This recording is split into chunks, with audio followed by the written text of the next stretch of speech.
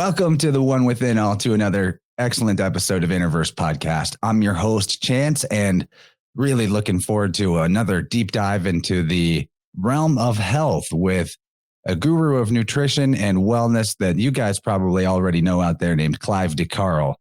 Clive joined us back in September of 2021 for an interesting show about magnesium, fulvic minerals, iodine, and a variety, of course, vitamin C, and a variety of other excellent nutritional supplements, with the overarching theme that your body is not low on pharmaceutical chemicals. End of story, full stop, period. What we really ought to be doing is giving the building blocks to our cellular makeup that can help us to repair and to refresh our energetic systems and our physical infrastructure. So today we've got a bunch of sort of different, maybe some off the wall, off topic questions for Clive, and also some topical things that might be interesting to get into. You know, everyone's talking about a particular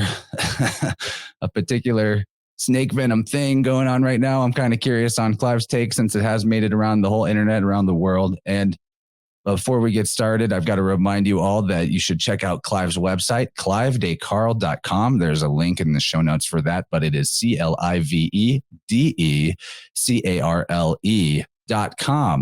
You can also join Clive's Secret Health Club, which is a membership-based system that allows you to get access to some of the most excellent information on all the different processes and functions of your body that you could probably ever wonder about or want info about. I myself have been a member since September and enjoyed looking into particular topics whenever there was something I was ready to learn more about and work on within my own body.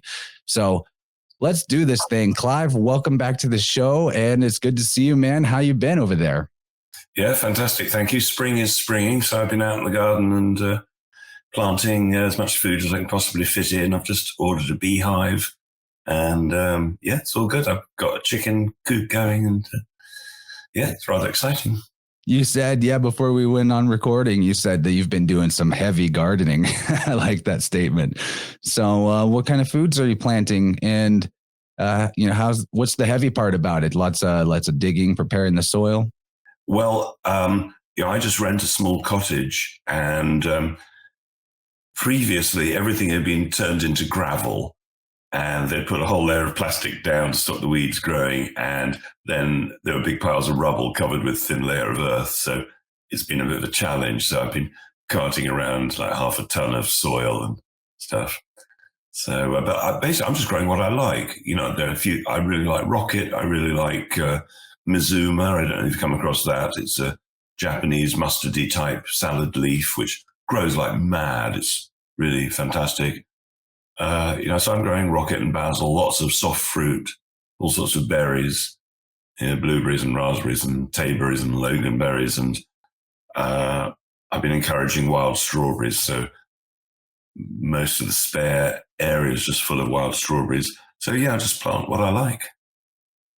That makes sense to me. Actually, one of the questions that our audience members threw out at me, because there's so many things that you're knowledgeable about. I wanted to field some questions from people that have real world wonder about different topics that you might know something on. So one of the questions that came up from our audience was about anything that we can grow or collect ourselves or make ourselves to improve our health and heal damage or detox ourselves. What are some things that, instead of needing to necessarily buy a supplement for this, what could we be growing ourselves that might be pretty easy or we're not thinking of?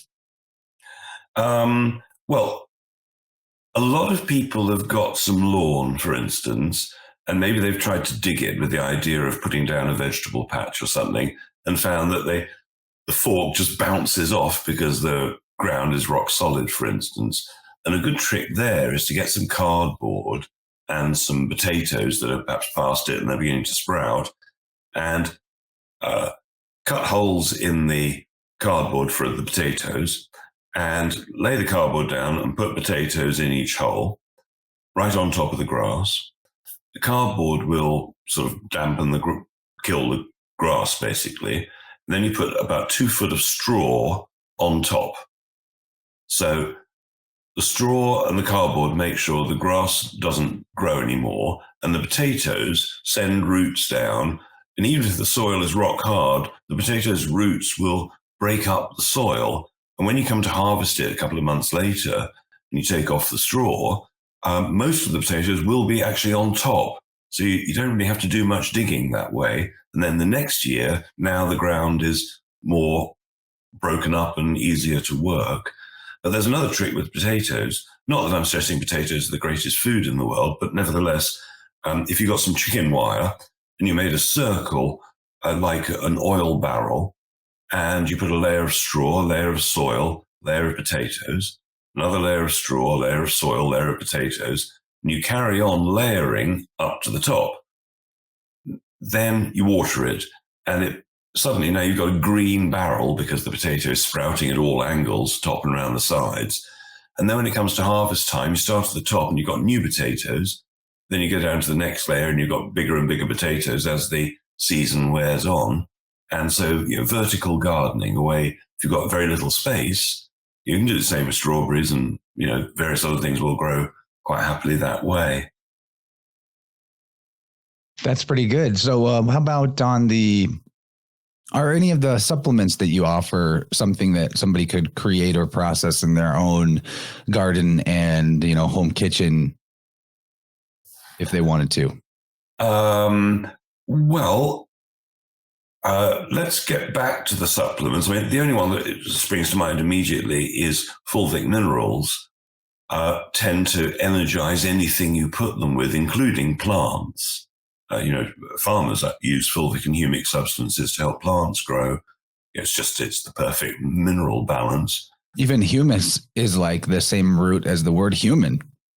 Yes, that's interesting, isn't it? Yes. I wonder whether there is a connection. I think it also has to do with the idea of Adam, the first man, which comes from the word Adamu, meaning red earth or clay. There's a lot of connections there. Yeah, interesting. One could, let's say you wanted probiotics. Let's say get up in the morning and you want a probiotic to just, after a night's sleep, then the gut should be pretty much empty, hopefully. So if you take a probiotic first thing, it should put good bacteria back into the gut and overcome anything like candida or something that might be an overgrowth. But you could open the capsules of probiotics and mix them with something like milk or yogurt, or mash them into a banana or whatever, and leave them at room temperature for a few hours. And then the probiotics, which should be alive, basically, should be able to grow. So, let's say there's 5 billion units of probiotic in one. You might be able to turn it into 1 million, into 10 billion or something, just by letting it grow, like yogurt. That's pretty cool. Yeah, grow your own. Seems like it wouldn't be too hard to do. Lots of other things you can do in the garden. For instance, let's say you've eaten a celery and you've cut all the top of the celery off, and now you've just got the root part at the bottom. You can replant that and it'll grow again. Loads of things will grow again. It's just like you've trimmed the plant down, trimmed your rose bushes, they grow again. So you can plant the ends of lettuces, anything like that. Yeah, and we ought to really think about that, because the level of nutrition is probably a lot stronger if we just recently harvested it rather than it's been sitting on the shelf at the grocery store for a while, right? Well, anything that you put effort, love, and is growing in real soil. Most lettuce, for instance, is probably grown in a mixture of sort of chemicals and water, hydroponically or something. It may never have seen soil. So it's got the minimum amount of minerals to allow it to grow, but it doesn't mean it's picked up all the minerals we need to be healthy. Plants grow with NPK, nitrogen, phosphorus, potassium, the three materials that were left over after World War I. All the factories making bombs, they had to do something with it, so they started to poison the people with it. Yeah, that's a really efficient method, because then you can sell them your chemical medicines too. Money going up, money going down, and money. I would say money going down and money going up, but really it's bringing people down both sides of the equation. So there's an interesting supplement that I'd like to talk about. And that is proteolytic enzymes. Now, in digestive enzymes in general, you get protein digesting enzymes, which are proteolytic enzymes. But for many years, incredibly long time, decades, people have been using proteolytic enzymes as an anti-cancer mechanism to dissolve fibroids and cysts and scar tissue, to stop pain and stop inflammation. And I'd like to explain how it works. So what are young children really, really good at? Well, falling over. They're really good at falling over. Yeah, boom, straight on their face. But yet they bounce back super quickly. As long as the parents don't panic, the kid's fine, right? Now, the kid can actually experience what to us as adults might be quite an annoying thing, like spraining an ankle, a number of things that children do. But within, let's say, 10 minutes, they've bounced back, they've recovered. So from a physiological point of view, how did they do it? Why could they do it and we can't? So it's down to the proteolytic enzymes. So as an injury happens, different repair mechanisms can switch on. You can switch on the regular repair mechanism, which repairs with healthy tissue, or you can repair with scar tissue. So the child doesn't form scars unless it's a terribly serious injury, because they've got so many proteolytic enzymes, they allow the body to repair with absolutely healthy tissue. But if an old person damages themselves, the body may not have the nutrition to repair properly. So it repairs with scar tissue. If you can imagine scar tissue being like a spider's web, able to repair your body and hold it together. So you can supplement with proteolytic enzymes, and it's necessary from the perspective that by the time we're in our 30s, say, our production of proteolytic enzymes is going down and going down reasonably fast. Any really old person, they may never heal properly. So at the end of the day, what do we die from? Well, hopefully we want to have had a great day and just pass away in our sleep, not ill with anything, but just, we go to sleep one day. But most people die of either an inflammatory disease, which usually has itis at the end of it. Cancer would be an example, arthritis. Heart issues are usually inflammatory, and inflammation and pain tend to go together. Right, so that's one end of it. Then the other end of it is people who can't repair properly, and now they've got an osis, like fibrosis, multiple sclerosis, whatever it might be, an osis. And that's where the scar tissue has overtaken the healthy tissue. So really, the body just can't operate properly. Scar tissue maybe works a tenth as well as healthy tissue. So most people die from that. So proteolytic enzymes not only dissolve scar tissue and put it back to normal tissue, or allow the body to, but it will unclog arteries. It will calm down inflammation. It will lower blood pressure if that's the problem. It will overcome pain. So it's sort of the magic bullet. If there was any one thing, some time ago I would have said, well, that one thing is more than one thing. It's vitamin C, it's vitamin D in winter or sunshine, it's magnesium, it's iodine, things you mentioned at the beginning of the show. But actually, in a way, maybe proteolytic enzymes are the most important thing. So for a long time, I've wanted to have them on my website, a particular type, and the manufacturer, there's just very few people who make really good ones.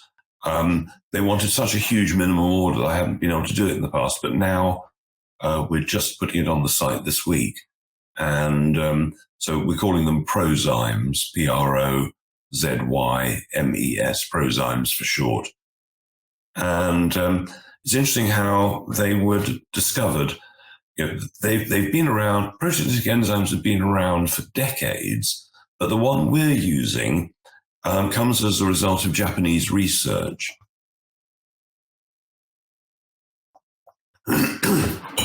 The some Japanese scientists about 30 odd years ago were studying silkworms, and they noticed that when the silkworm created a pupae around it before it became a silk moth, that was so hard you could virtually need a hammer to break it, to protect it from being eaten by some predator. But they were interested in it because in just a few seconds, the silk moth was able to dissolve the whole shell and come out so fast that a predator wouldn't have seen it happen. And they discovered a type of bacteria, and they started creating the bacteria in the lab, and they started giving it to animals. And it was so successful that now racehorses regularly use this because they're constantly straining their muscles, and it could risk scar tissue. So then they started using it on humans, and for the last 25 years or so, it's proved incredibly effective for the reasons that I mentioned. And I think a lot of people, now that they realize that such a thing exists, might want to try it. I don't think it's going to be short term, like, I started it yesterday and today I'm noticing the difference. It's going to be longer term than that. But I've got videos I'm just about to put out specifically on the subject to explain it in more depth. But it's, a bit of a miracle, really. Yeah. Are those videos going to be on the Secret Health Club or on one of your other channels? I've been permanently removed from YouTube, so they're not going to be there at the moment. I thought so, because I couldn't find you today when I went looking. Yes, no, I've gone. Unfortunately, it's a shame. But brand new Tube, Rumble, Odyssey have also got copies of everything, and on the Secret Health Club as well. So yeah, a well-researched material. And a lot of these things are sort of synergistic with other things. And I think one of the things that's also worth talking about is vitamin K2. Vitamin K2 is what our ancestors commonly used to get, because most of our ancestors were meat eaters in one way or another. Even if it was the Maasai, they were drinking blood and milk. Most of our ancestors were not vegan. And from fresh spring grass, you get vitamin K in animal products, cheese, milk, meat, chickens, eggs, and so on. And back in the 20s and 30s and 40s, a well-known dentist, Dr. Weston Price, used to go around the world in his holidays looking at people's teeth. And he realized that people eating the traditional diet, whatever it was, whether it was in India or some remote island, they never had teeth problems. He saw people with green teeth because they didn't brush their teeth, brown teeth, yellow teeth, every color of teeth. Some people he found used sticks to clean their teeth, but some people just didn't. And he didn't see cavities. He didn't see shrunken mouths. He never saw, crowded mouths. And his challenge, he realized obviously that when these people started going on the Western diet, almost immediately, within an incredibly short time, they developed cavities and all the problems that we all have. And he felt that there was a factor X. He called it activator X, a factor that he couldn't quite grasp what it was, but he pinned it down to animal products. And he made a supplement in the 30s, which he called Activator X, which was a mixture of pasture-raised spring butter and cod liver oil combined. And he was reversing cavities with that, right? Now, so what happens if you're a vegan? What happens if you don't like dairy or meat or cod livers? Well, you can get a vegan version. I have it on the site, which is made from natto. I don't know whether you're familiar with natto. Anybody who's been to Japan knows natto. And it's a fermented soybean and brown sort of stuff. And it's the word for it is mucilaginous. It is really slimy. And some people really don't like it. I don't mind it too much, but anyway, you can dry it out, and it's in a capsule. So why is it so incredible? Well, if you want to keep your teeth, vitamin K2 is essential. If you want to have strong bones, if you don't want to have an osis, as we mentioned earlier, you need K2. So let's say that the body has arteries that are deteriorating, and it wants to use calcium to help line the arteries to keep them strong. When you, on an autopsy on a young child, you could cut the main artery with a pair of scissors. With an adult, you might need a hacksaw because of all the calcium lining it. So where does the calcium come from? Well, the body may take it from the bones. So that if you don't have enough K2, which mobilizes calcium out of the arteries and back into the bones where it should be, you can get hip fractures. Dr. John Whitcomb, who has a fantastic lecture on vitamin K2, he says, well, look, we think that old people fall over and fracture their hip. He says it's the other way around, that through lack of K2, lack of magnesium, which also helps put calcium in the right places, their hip breaks and then they fall over.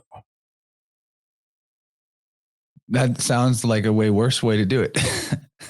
I'm really interested in both of these, the proteolytic enzymes topic. I'm going to want to circle back to that. But since we're on this vitamin K2 question, you're saying that it's really like grazing animals, products that are taken from animals that graze on healthy, fresh grass that helps our body take in this nutrient. Is that correct?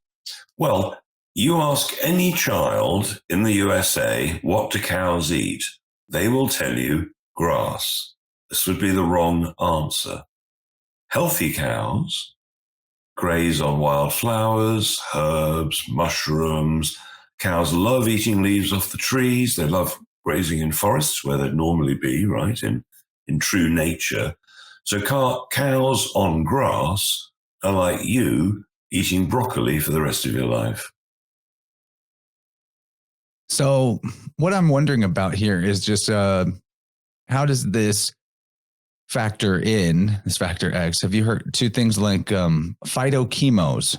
Like people talk about these nutrients in wheatgrass and sprouts of different types. Like I think sprouted broccoli is one that has this type of nutrient that is said to be a cancer eliminator in the body. Is there any connection to what you're talking about with or any way to take in these type of nutrients like vitamin K2 directly from having sprouted broccoli, sprouted wheatgrass, other types of nutritional sprouts? Or is this definitely from the animal product process? The only way to get it from, a non-animal source is fermentation. Hence, natto is fermented. Okay. And what is natto for people that don't know about that? Well, it's made with soya. It's made by fermenting soya with a particular type of set of bacteria, which are, as I say, really slimy and quite unpleasant, unless you're Japanese, which you then love them. There are probably other ways to make K2, but that's the famous way, the natto method. But otherwise, any dairy product or that where the animal has been grazing properly, I mean, just grass would be enough to get the K2. But a really healthy cow would be, grazing in much more wild situations. But unfortunately, in the States, probably more than anywhere else in the world, most cows have never seen a blade of grass in their entire existence. They're on concrete, living in their own shit, basically. I mean, being filled with nasty chemicals and growth hormones. I mean, the food industry in America is, as you know, a disaster. Yeah, it absolutely is. And now that I'm thinking about vitamin K2, it reminds me of this horrific synthetic cannabis that became popular, I don't know, a decade back, something like that, where there was a time that when everything was illegal in terms of cannabis over here in the States, there were companies that were creating synthetic cannabinoids, and they would just tweak the molecule by one little, ion in order to get it past the new regulations. Because the way the regulations worked were specific molecular compounds were being banned.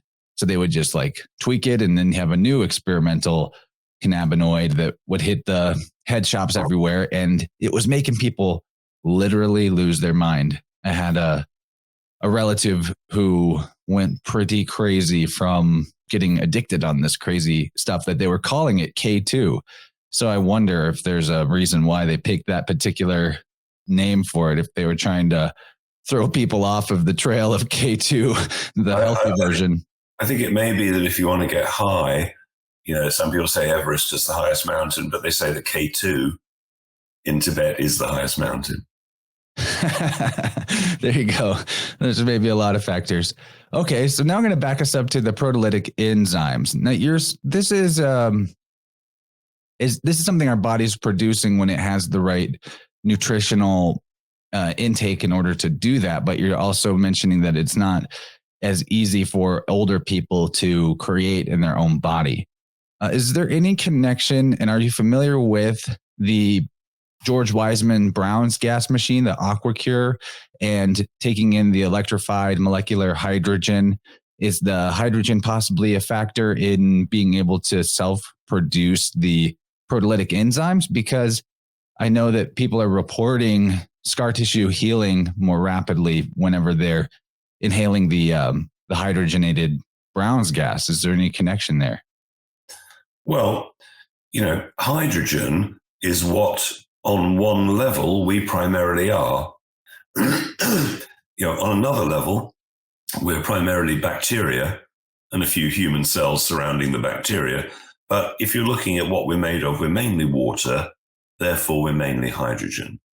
So clearly, by adding hydrogen or hydroxy, like George's device, it can be hugely beneficial in certain cases.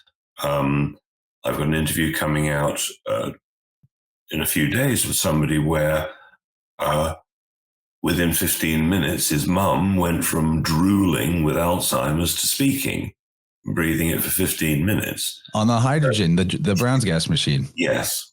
There you go, people. But people need to be aware that running the machine takes a lot of care and attention. It's not like some things you plug it in and you use it. You have to regularly, really every time you use it, clean it out to some degree, change the water, because if you don't, you want to be sure that you're breathing the absolute cleanest hydroxy mixture you can, right? And if people are careless using it, they don't clean it as often as they should, this is not a good thing. So anybody considering buying it must realize they have to pay attention. I like that, though, because really we need that mindset more across the board. We've been trained for like the easy button, set it and forget it, instant gratification. But when it comes to our health, part of the reason why our health has suffered so much is that we're not paying attention, that we're not taking those extra steps of preparation, of hygiene, hydrogen hygiene almost sounds the same. I like that. So very interesting. One of the things that came up too in this conversation about when you started talking about the factor X and vitamin K2 was the difference in the health of people's teeth from people on the Western diet versus more, hunter-gatherer or traditional human diets, more natural diets. Is there anything else that you could say to people about taking care of their teeth that they might not know, or that might, I don't want to say quick and easy because that's what we're just pointing out isn't necessarily always the thing, but is there any misconceptions or helpful information about teeth health that is totally lost on us in our current cultural milieu? Well, recently I've interviewed 2 dentists, and those videos are on brand YouTube. And one dentist, basically I threw every question I could think of. What do you do if you got implants? What do you do if you want implants? Should you have implants? Or every question I could think of. And one of the dentists is particularly interesting. Now, what he does is he's given up dentistry, and instead he says to people around the world, well, look, you find the best dentist you can, get them to write down a treatment plan, do x-rays, make sure that they've got the latest up-to-date x-ray machine, so the minimum damage, the best possible imaging.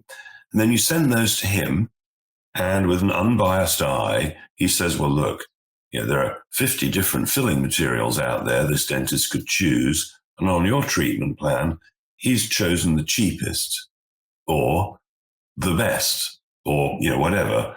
And so he can look at the x-rays and say, you're being robbed. Because, some dentists are psychopaths, obviously, and are doing it for the money, not for the good of your health. So I thought it was a great service. You pay somebody to give you an unbiased opinion, because of all the medical professionals out there, I hear horror stories about back surgery a lot, but dental surgery is the one that has damaged me, probably you, probably most people listening are thinking now, I wonder whether that dental surgery was necessary when I was a child, or was the dentist just making money? I mean, it could be either way, but I've met so many people who said, that dentist took out the teeth of all the children in the street. Yeah, absolutely. I remember one time that when I was younger, my parents had switched their dental insurance. And so I went to a different dentist than the one that I'd been going to since I was a kid. And I think that the original dentist I had been going to, he had a heart. I actually like the guy a lot. Last time I ran into him, honestly, I haven't been going to the dentist to just sort of take care of it myself, and my teeth seem fine.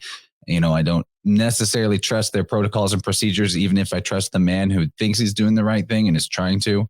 But the last time we saw this dentist, he was at a restaurant, and he came over and he paid for my entire family, all 8 of us, paid for our meal, just as thanks, because they've been going to him, since I was quite young. Really nice guy. But we had this insurance switch and went to a new dentist for one visit.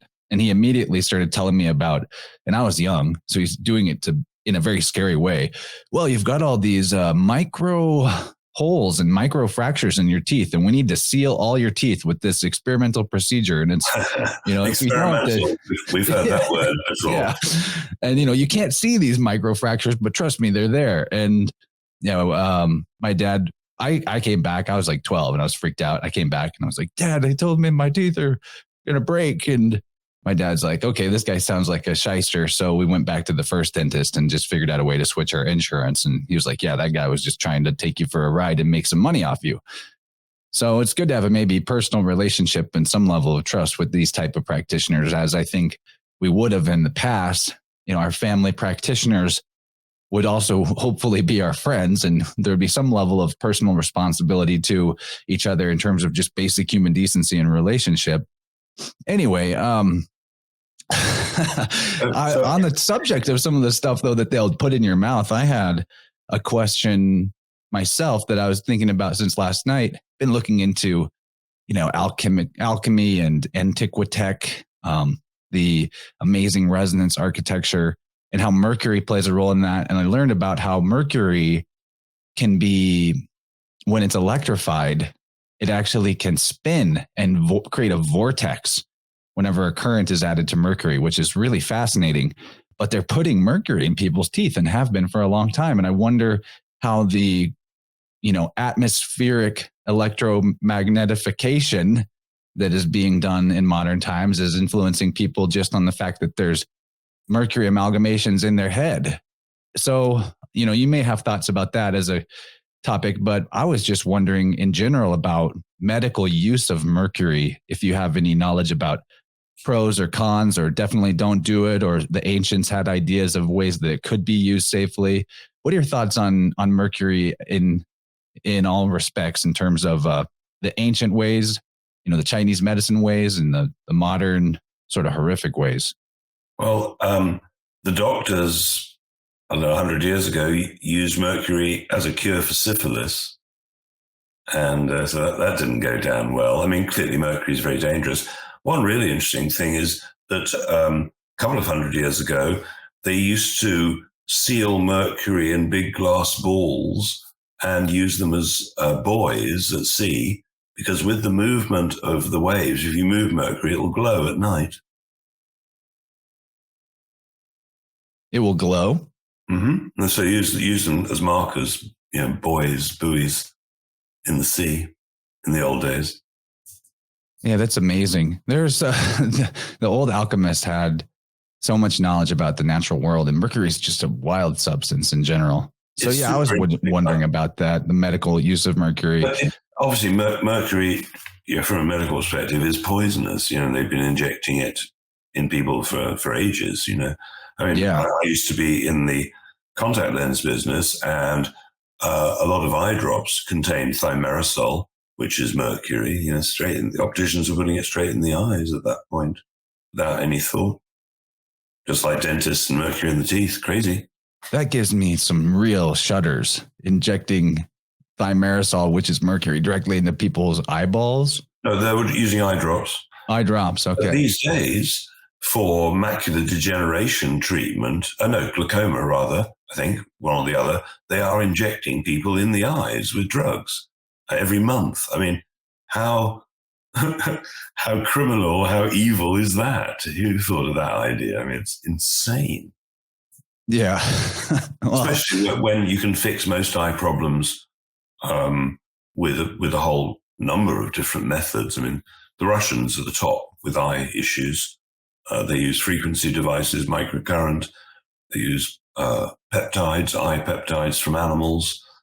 There's one clinic which they say that they can repair about something like 80% of 80% of people's eye issues. So they can get people who are technically blind back to seeing somewhat, at least. So, and I've seen the results. I saw one woman who needed help to find a chair to sit down after a frequency device treatment, being able to see and for 2 weeks. It's that's not going to happen every time, obviously. But anybody who's interested should look at the Secret Health Club on the eye page and look at what's possible. If I could jump back to teeth for a moment. Yeah. Every few weeks, I do an Ask Clive Anything for the Secret Health Club members. And 2 months ago, one of the two dentists I mentioned was on for 2.5 hours, where people just threw questions at him. I've got a root canal, I've got this filling, that. I've got 2.5 hours worth of questions. And it's fascinating. I mean, everything you could possibly want to ask a biological dentist pretty much got asked. And so the Secret Health Club is, from that perspective, a very useful resource to quickly get to some answers without somebody trying to sell you something. Yeah, that's what I like about it too. I mean, I've gone in there just for a specific, I wondered about teeth last year at one point, and I went in and checked out some of the talks you had on it. Really cool. I mean, you have it listed by all the different body parts and subject matters in a nice alphabetical order, and people could just go there and really benefit. It's a huge value in terms of, think how much you'd have to pay a university to get way worse and fake information about these subjects versus, the cost of the Secret Health Club, and you've got access to all of it in whatever order you see fit. I love that. And I used to do consultations for people, but now, I'll still, if somebody really desperately needs my help, I might give them a consultation. But generally speaking, I say, look, save money. It's way cheaper to join the Secret Health Club, and pretty much everything that I'd tell you actually is there. But rather than me telling you, probably individual experts on iodine or thyroids or whatever it is, who can probably tell it better than I can because they're the experts. So that's the advantage, I think. Yeah, it costs money to join, but probably by the time you've gone to hospital and paid the fee to park in the car park, here in England, they charge you a fortune just to park your car. Well, it's the mafia, they're literally the mafia. All their symbolism reveals that. Okay, so let's talk about water. There's quite a few things relating to water that I want to get into, and we'll see how much time that does or doesn't take in this first hour. But first of all, and I've heard a lot of conflicting information in terms of what is the best kind of water to drink. Some people have a lot to say about structuring your water, creating living waters. Some people talk about alkaline. Some people talk about Kangen water. Some people say Kangen water is deadly. And some people say just go for distilled water or distill your water and then do some sort of process to energetically structure it. So in your experience and with your knowledge base, can you speak on some of these varieties of water plans, and what maybe dispel some of the myths or help us understand the simplest, best solutions? Well, probably the best water is spring water. And your spring water comes out of the top of mountains, for example. And I would suggest that water is ready.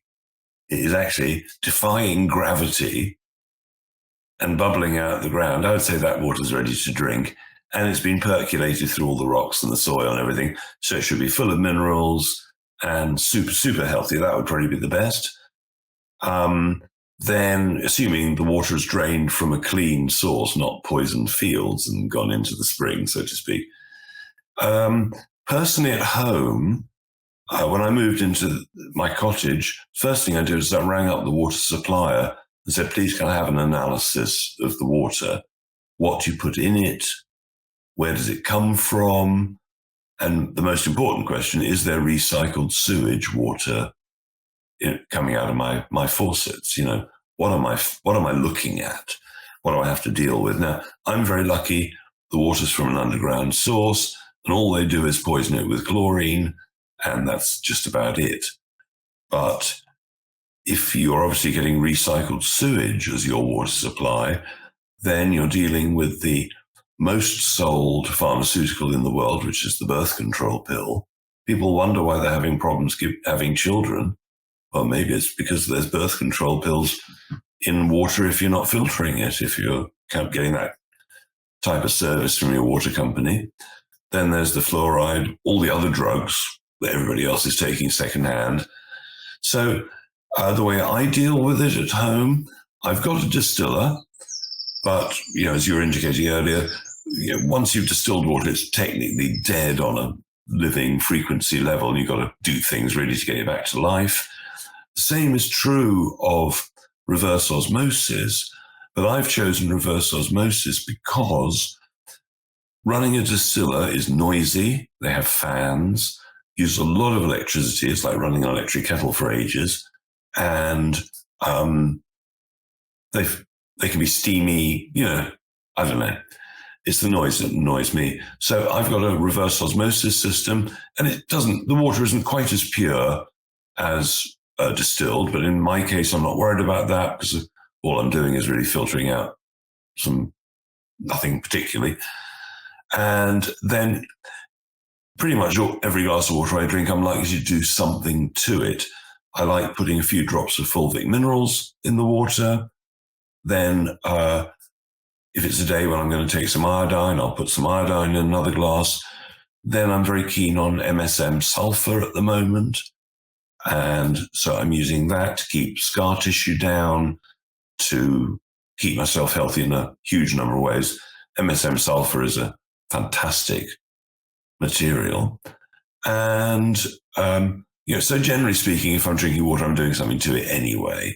Put fulvic minerals in, now you've really brought that water to life, except that structuring it, just spinning it, vortexing it, even if you put it in a bottle and spun it like that, would put life back in, like a river spins.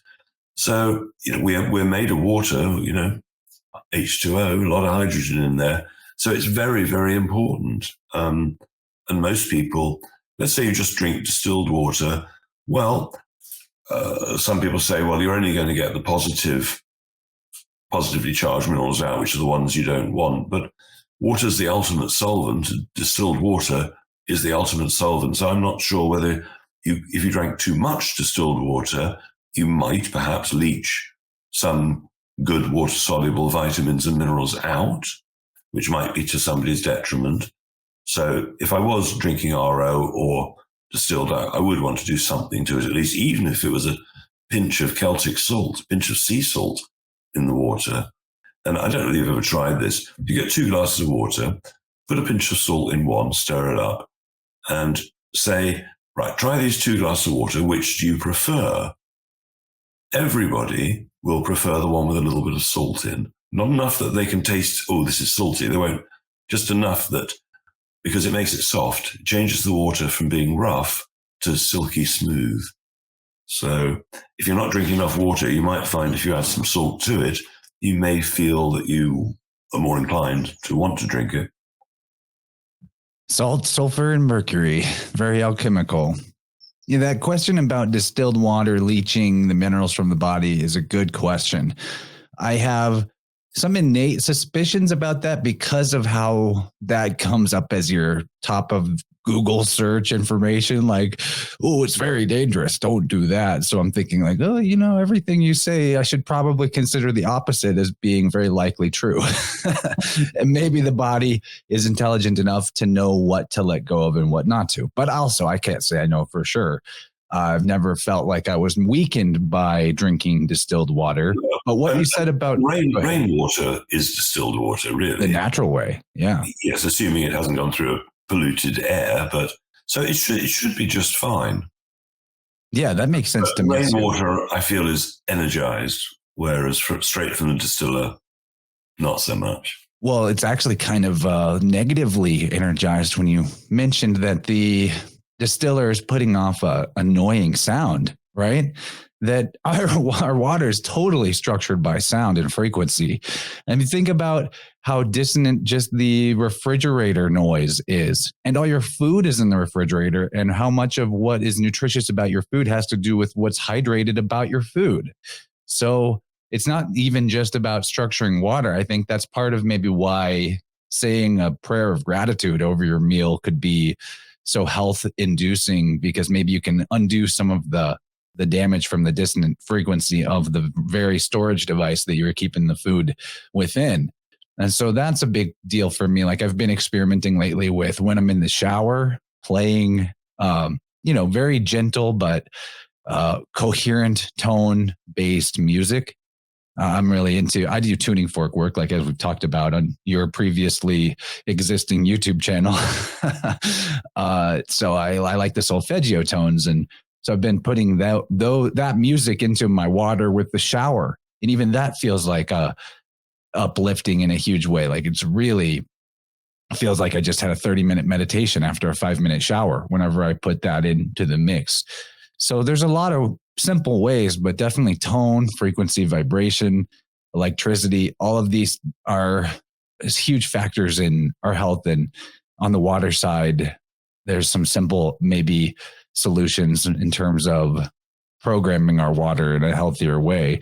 And just like with your description of the Brown's gas machine, maybe it's just another one of those things where we don't want to take it for granted that we have, here's the easy thing, just grab a glass of water, just take a little bit of extra time and do something that, signals to universe your intention for that water to have a particular structure. I mean, everybody knows the Emoto experiments. Everybody knows what gratitude and love does to the molecular symmetry of the water. And we are that water. So it could never really bear too much reminding for all of us that we need to be putting those positive intentions into everything that we do, in particular, what we're taking in. So since we're still on the subject of water, though, this is all very new information, but, and it's very divisive as well. But have you, I'm sure probably have, seen what's going around in terms of the idea that serpent venom has a big role to play in the current scamdemic thing, and that's in the water supplies, and also how much that is used in the mainstream medicine. Do you have an opinion, or have you looked into this information at all? Well, I believe I'm booked in to speak to Dr. Brian Ardis next week, and I believe that they are trying to poison us in every way they can. It's not, this versus that. It's, I think they're chemtrailing us. They're vaccinating people. They've been poisoning the water for decades anyway. So the evidence that I've seen so far, I'm 100% convinced that they're probably doing that just like everything else. Yes, it's 5G. Yes, it's everything. It's not divisive. It's just another thing, I think. Yeah, and what bothers me about the situation isn't really Ardis's information. I actually like his information, and I like the way he tells his story from what I've seen of it, and how it seems, at least from his perspective, that he's being led synchronistically, led by spirit or source or God to reveal this to people. And like you said, it's not just one thing, but we know for sure that this whole medical mafia cult has been using the symbolism of serpents from the beginning. That what has been pitched to us as healing medicine has been snake oil for generations, and they call it snake oil for a reason. I think that it's definitely a yes and the real bummer of the situation is when we see people that ought to be on the same side, the side of humanity, turning against each other just because this information now contradicts what they've been telling everyone. I know what it is. This is how it works. It's this exact model of terrain, and there's no other way that it could be. And I don't like the divisive side of it. I don't see Ardis as trying to be intentionally divisive at all. I just see him bringing information forward that hasn't been looked at yet, that seems to have some validity, and definitely on the symbolic, metaphysical, spiritual level, fits everything the Vatican mafia has been up to for maybe thousands of years, however long they've existed, with their whole, what I call ophiolatry thing, which is like the worship and veneration of serpents, and the whole serpent brotherhood, serpent cult that has been in the background of human society pulling strings for a very long time. Well, quite so. I think the interesting things we can concentrate on is what are the solutions to the various poisons that are being sprayed on us. And we're being poisoned by television, we're being poisoned by radio, the media, we're being poisoned on every level that exists. And obviously we can not focus on the whole mainstream media. That's obvious. And everybody listening to this won't be, clearly. But to try and help members of family, we need to be looking at how to detox the mind, detox the body. So you've already mentioned, we're kind of coming into like the last 5 minutes or so of our first hour. And you've mentioned that you've got this new thing hitting your site soon, or maybe it's already hit, the proteolytic enzymes. And you've mentioned some of the upcoming information that you'll be putting out in your channels and your Secret Health Club. But is there anything that you want to let people know about in the last portion here, or any ideas that might connect to things we've already talked about that you want to wrap up the thread for our free audience before we move into the premium section? So things to promote about upcoming work, projects, ways people can connect and work with you, anything like that. Well, what would be interesting, having been chucked off YouTube, would be if people liked any of my videos, they could repost them on YouTube. However, I think that the algorithms will be looking for exact copies of the video. So it struck me, if people were to take my videos and alter them, maybe cut them into 2 parts, or put a little preface of their own on there or something, that it might fool the AI. Because I put 2 videos up a few years ago which were about reversing autism. One of them they took down right away, but I made a short version with a different title, and they missed that for a year and a half before they gave me a strike and took that one down. So how clever is AI? Well, as clever as they've programmed it to be, obviously. But it would be interesting if people wanted to experiment. Yes, conceivably they might get a strike for putting up my stuff, but they won't get chucked off. They've got to give you 3 strikes to do that. So if people wanted to get the information back onto YouTube, I would certainly welcome that. Yeah. As unfortunate as all the censorship is, it's still a place where a lot of people are congregating. And I think that when we spoke for your channel last year, I believe that I mirrored that to my YouTube channel, but I'm going to see if I can find a copy of that and hopefully ensure, because it's crazy how much work can be just sort of nuked off the face of the earth that way. I reckon it's about 13 years worth. 13 years worth probably that they took down. But luckily I saw it coming. I was amazed I lasted that long on YouTube. It's because you're so pleasant and polite. It must be. We'll see how it goes. I mean, I've wondered that too. I think sometimes that the people that are really, really over the mark just get the heavy shadow banning version of censorship because of not wanting to maybe martyr those who have the most effective, least divisive information. So I mean, maybe that's my way of explaining why I don't get the axe from YouTube, even though I talk about all these things. But I don't come up in search results very easily. That's for sure. Definitely got the shadow ban thing. Yeah. I mean, I used to get about 1,000 new subscribers to YouTube a month or something. And then I get 8, for the last couple of years, my numbers just stagnated. Yep. I see that all the time. Like I gain 5, lose 2. Like who's going to unsubscribing? Nobody does that. But yeah, people don't want to hear the whole content creators, talking about how lame YouTube is, because we all know. But is there anything coming up in your Secret Health Club or website or events that you want to let people know about before we go? Well, the next Secret Health Club thing is at the beginning of next month. And I'll have along with me some expert. I'm trying to find the best eye person to get eye advice, and but I'm not quite sure who that is at the present moment. But it's a way that people who can't consult with me can just ask me questions on Zoom link, and but that's about it really. I've got nothing too exciting except that there are a couple of other new products coming out next month, which are going to be a bit like the Prozyme, very, very, very special. We've been testing it out. It's actually a mushroom product. It comes in a container like this with there's basically lion's mane, monatomic gold, and some other materials. And I'm not very sensitive. If I take something, I'm unlikely to feel much.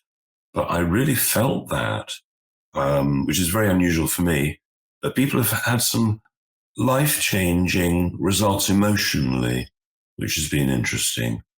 So, yeah, we're going to do another 4 weeks of product testing.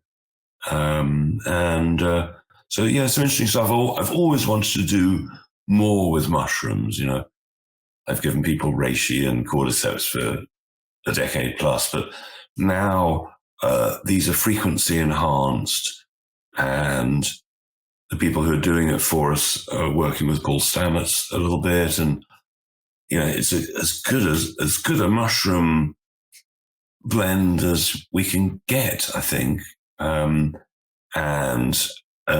latest batch they've been growing in with Manuka honey and the most prolific crop yet. It's top level stuff, and hopefully people will, get a benefit from it.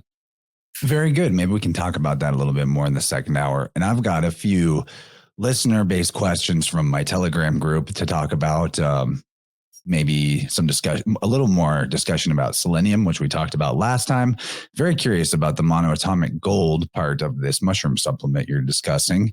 I want to talk more about the MSM Sulpher, and there was a big question about diabetes, actually, and your thoughts on some aspects of that. So those are the type of things you might hear in the second hour, people. And I think also a good way to follow you, Clive, is your Telegram channel, right? It's a good way for people to stay up to date on your content and see all the great memes that come your way. Well, the idea of the Telegram channel, and I have to give credit to Vicky, my business partner, who is more in control of that than I am, is the idea is to make people smile and laugh, because there isn't much of that going on these days. I mean, you go onto YouTube or BitChute or wherever it is, and it's just really depressing. I mean, it's very hard to find anything that's going to make you vaguely chuckle. So Vicky does the work of finding the funniest memes and videos that she can possibly come up with, and we intersperse it with a few little serious bits and good interviews, if I've been lucky enough to interview somebody fabulous or something. So yeah, I enjoy going on. It's like relaxation from the real world to just laugh at some funny stuff, Yeah, buddy, the levity side of things is so important. I often have that in mind, but I don't always bring it. Sometimes I'm so interested in the fascinating knowledge that it seems a little serious, but we do need more laughter, more levity. That's how we break a lot of these spells, is laughing at it. That is a frequency that really programs your body water. And I personally go to that Telegram channel whenever I want to make somebody smile. I will go find something from your channel. That's like the first one I look at. So Vicky is doing a great job. Tell her thanks from me if she hears this. And we'll see everybody on the other side of this for the Patreon and Rockfin people. And maybe you ought to look into getting on Rockfin too, now that you've been nuked off of YouTube, because that's a pretty good place for... I've made a lot of great connections there. People actually find your content on it and they pay you. So there's a lot of upsides. But Clive, thank you for asking to come back. And I've really enjoyed this first half, and there's plenty more to get into in the second hour. So thanks a lot, buddy. Much love. We'll talk on the other side.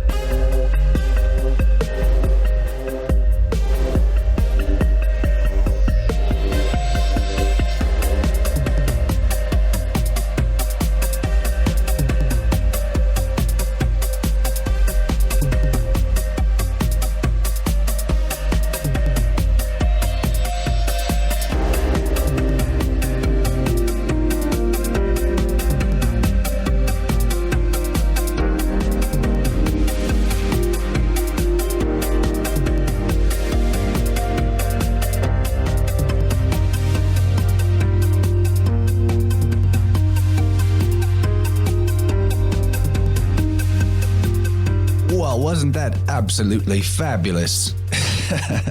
It's one of my favorite things to hear Clive say is the word fabulous. And he is indeed a fabulous researcher and helpful health guy. I really enjoy Clive, and I know that he tirelessly puts forth much effort to bring this information to as many people as he possibly can.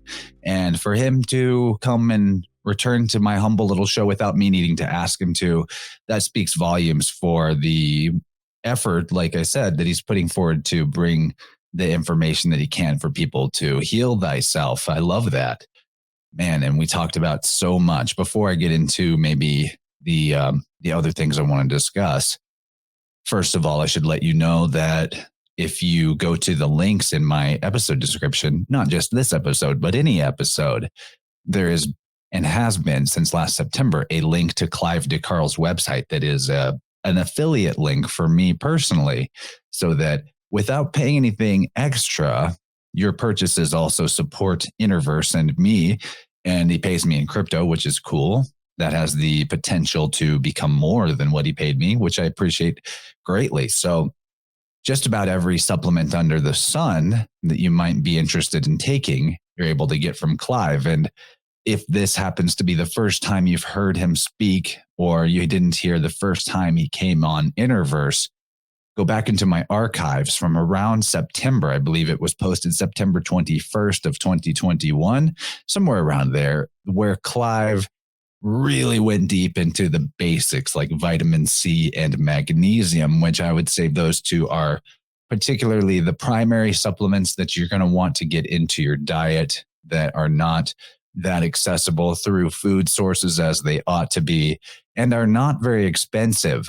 One in particular, when you buy anything really from Clive's website, it may look like it's got kind of a larger price tag than what you might be accustomed to seeing for something similar at a grocery store or health food store. But be aware that most of those purchases that you're looking at are more in the range of a 3+ month supply, maybe even more than that.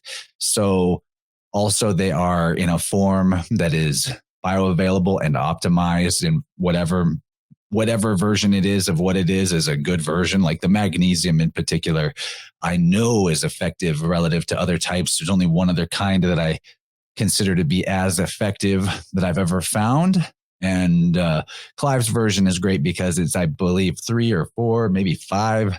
I don't want to lie to you. I know it's at least 3 different types of magnesium, of which there are quite a few varieties that have different influences on your body. So it's good to be able to get multiple varieties of magnesium in your supplementation. And it makes a huge difference. Like I actually got stiff yesterday. I got pretty stiff from weightlifting. My shoulder and neck were sore, and I could not reach the zone that was sore with my sonic slider weighted tuning fork by myself. Really, I needed an assistant for that, and I did not have one. So I was able to spray the topical magnesium that I received from Clive last fall onto that area. And it felt like it was almost instantaneous. I felt it almost immediately, relief, and the stiffness was better. So kind of feel like I could use a little bit more of that right now. And maybe that's what I'll do after this. But magnesium, magnesium, magnesium, baby. I really can't stress it enough. And I don't care where you get it, but if you do want to get it from Clive, you can use the link that I've got to support me at the same time, which I definitely appreciate. There are a lot of opportunities out there for a podcaster to take on advertisers or affiliates. And there are only a few that I personally have ever encountered that I wanted to make a part of what I was doing because I believed in it enough where I used it myself. And Clive is definitely one of those people. And he's such good vibes, like the Clive vibe is super real. He mentioned his Telegram channel, that the whole point of the channel was to bring levity and happiness to people who were able to tap into the meme sharing he's doing there and the information sharing. And I love that. I appreciate that. I always think that whatever amount of laughs there are in a particular episode of my show, there could have been more because what's more healing than laughter? Very little. Really love laughter. So, right. What we talked about in the Plus extension, I feel like I need to get into that. So if you are somehow not aware of how the second hour extension of InnerVerse episodes works, if you're new, welcome. And the way that you can get the second hour is via my Patreon. For $5 a month, you would access everything I have ever done on Patreon and get a personal link to a URL link that you can easily plug into whatever podcast player of your favorite choice that you use. It will give you a private RSS feed of InnerVerse Plus, the entire archive of everything I have ever done going back to the beginning for $5 a month. And I know that's not much. It really isn't. And even if all you can do is a month of it, just get in there and check out the episodes you want to hear. And I don't mind if you unsubscribe. I just need there to be some reciprocity between us for what we're doing here, because I put a lot of work and time and attention and effort into my show, all the love I possibly can stuff into it. And it's for you. I mean, it's for me too, because I want to learn. And I'm learning a lot from these conversations, especially with Clive today. But right, like why, if you want to see more of something in the world that you love, then you need to do something to support it. So $5 a month is really not asking a lot. That's how it works for Patreon, everything I ever did. But you could also potentially go the Rockfin route. Rockfin has some perks that are alternative to Patreon perks. It costs you $10 a month for Rockfin. However, there's advantages like everybody's premium content across the entire network. Rockfin's like a Netflix of independent content creators. And I say Netflix, that's a dirty ass word, but it is working that way. One subscription payment gets you all of the things on the network, and it's pretty great. There's a lot of amazing creators on there. Lindsay Sharman from Rogue Ways, Benjamin Balderson, Odin's Alchemy. I could go on. Juan, for example, who we just had on for the previous episode. He's on there. Many, many, many great creators. Lucas King, he's on there. LC King, love that guy. So I won't list them all there because we would be here all day to tell you about all the amazing people who have a Rockfin channel. But that's what you get. Everybody's premium content for $10 a month on Rockfin. And when I put out new episodes, even when they're pre-recorded or when it's a Vibrant, a Wednesday episode that I live stream, that is going to be premiering in the live sense with a live chat or even a live episode like the Wednesday night Vibrants on Rockfin simultaneous to the YouTube premiere. So one of the upsides of Rockfin is that you can join the community for the live premiere and chat with people in the chat. And that's always a lot of fun. I'm always in there hanging out, usually working on art while I watch the chat and re-listen to the episode. And that's how I know I'm doing what I love, that I'm able to hear the episode a second time every week and feel like I get something out of it and that it's valuable and worth hearing again. And especially this one with Clive.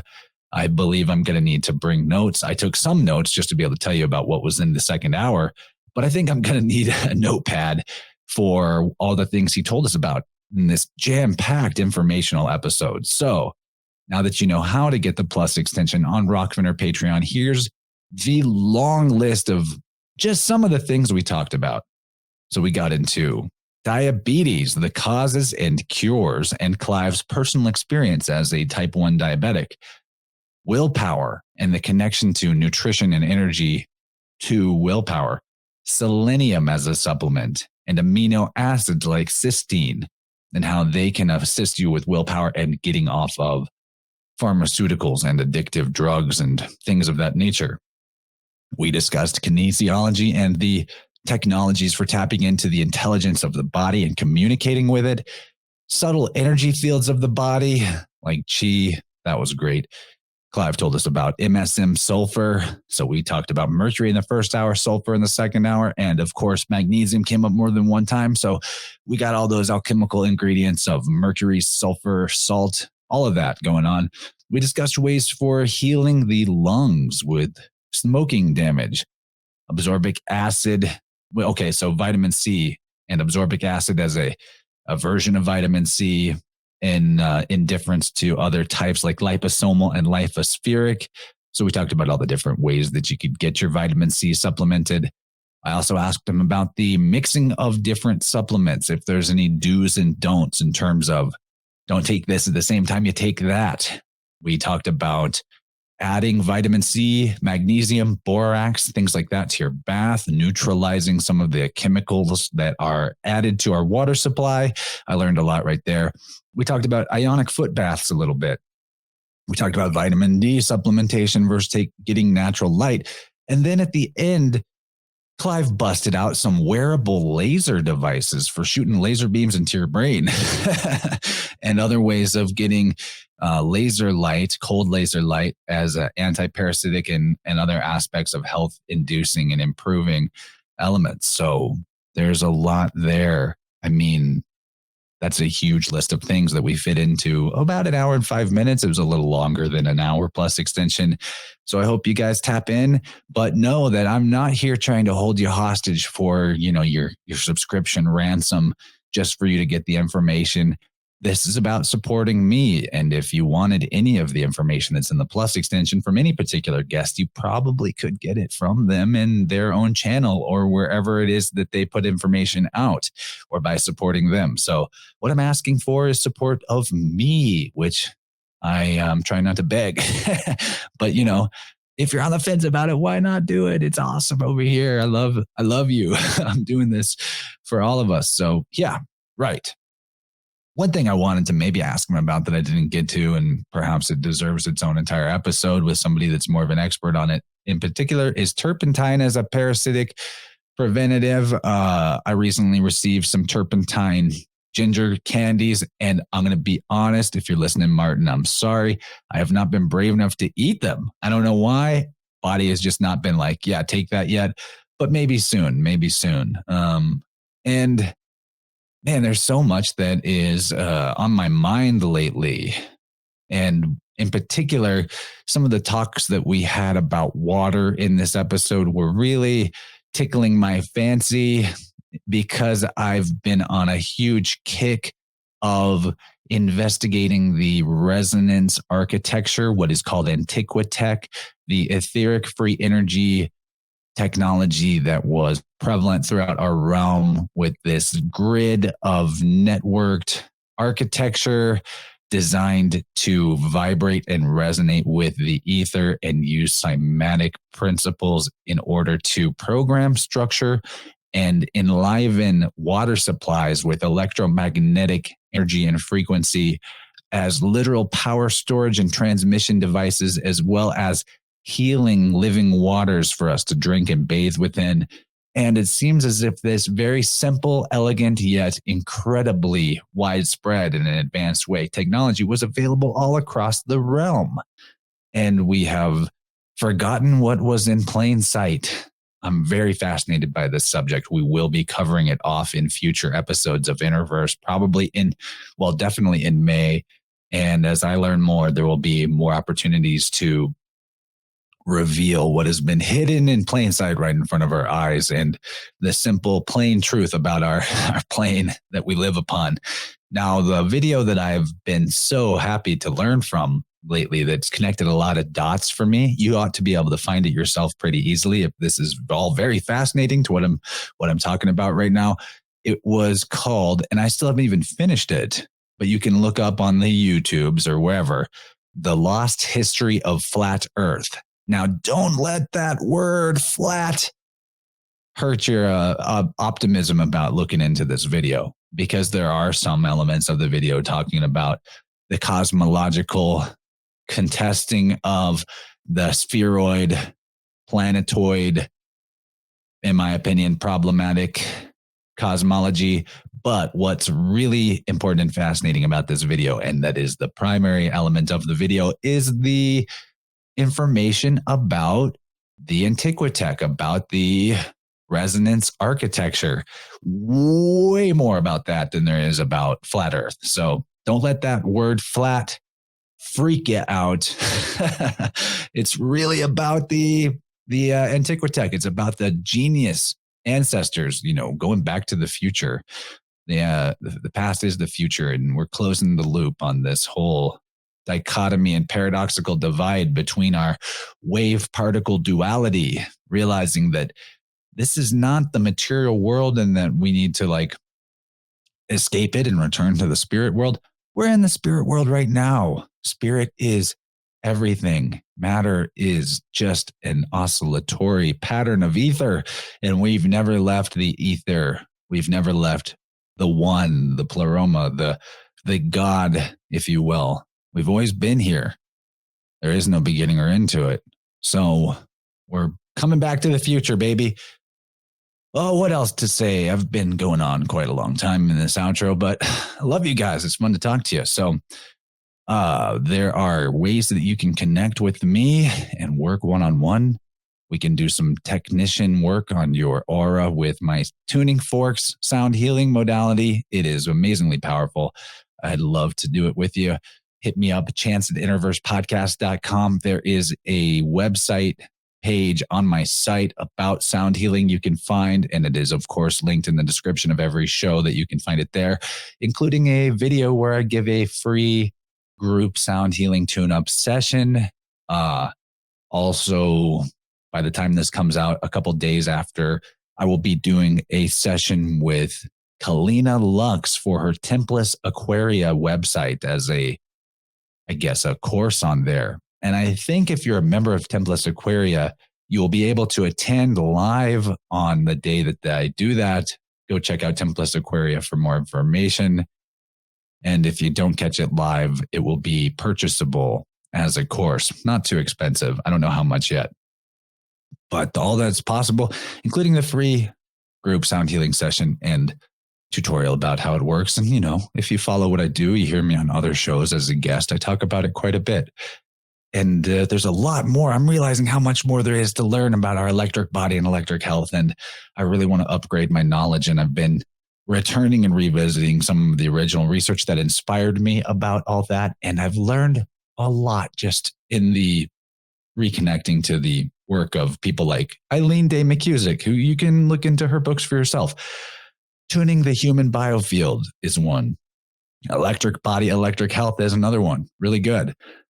Another way that we can work one-on-one, if you would like some spiritual guidance, counseling, oracle card session, I do that for people in a one-on-one client base. If you've been missing the oracle card videos, the Universal Oracle, I wish that I was doing those too. But I've got a lot going on, so many projects, so much good work out there for me to do. So I have not been able to provide the free group divination sessions with the cards, but they will return. They will. I don't know when they will return, but I'll figure out a format and way to make that work. I just haven't been able to lately. 2 shows is a lot, and I do other shows besides my own. And, busy boy over here, loving everything I do. Not too busy, but I also have to take time for me and take care of myself, right? That's huge. Like after this, definitely going to get outside and ground all this tech use. Okay, what else is there to say before we wrap up? I'm going to play us out with a track by our friend Lucas King, LC King.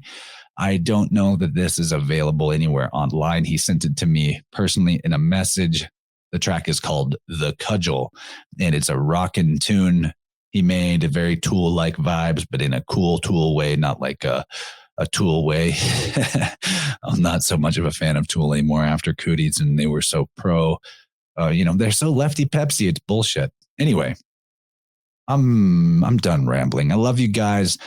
Thanks for tuning in. Definitely check out Clive De Carle's website. And if you do, please go through my link on my show description that it gives you the affiliate link in there so that if you make any purchases, it supports me and costs you nothing extra. And I appreciate that.